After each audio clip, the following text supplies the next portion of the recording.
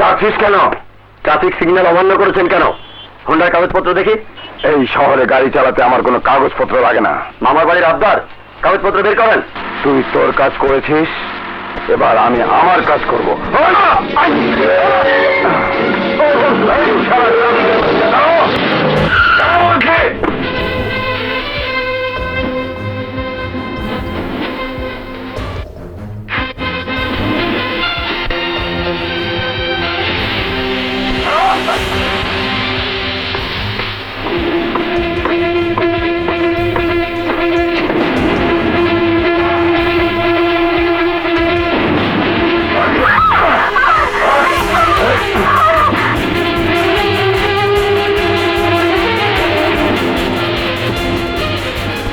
ফেলে দে।